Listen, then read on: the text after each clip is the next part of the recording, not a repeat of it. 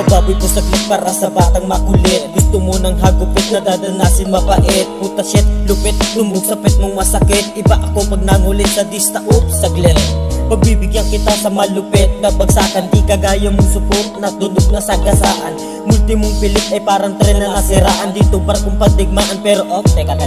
Pag ako ang nagkangas, puta napaka-cool. Lalo pag nagpaulan ng letra sila ay sabul. Tapos hindi, habang nakababad sa pool, dapat fresh, laging wasak ang ebab ko to. Kung sukal babae pera lang ang libangan nyo panis. Parang si Akuma may sarili tong mundo. Aba iyo, alis di ka pwede walang modo. Ika nga nila magmano kung gusto ng balato. Ang dami na gulantang sa pagbago ng estilo. Kailangan lang gawin para humaba pa ang metro. Sa rekto ka na lang pagawa ng imahe mo, pagkat hindi na kayang pantayan ang level ko. Hindi ito yung tipong kayang-kaya yung turuin ng ina demonyo to. Baka ka lang magalanganin, malaalatin. Apate kakaawatin mo kang inahin. Ang sarap mo na makatay. Paalala ang pangalan, binuo ko mag-isa. Ginaga ko balang araw kaya tatatak sa masa. Panay ka lang siya kung kaya namamasama sana. Sikit dulas na ang bahala yung ipasa ka na.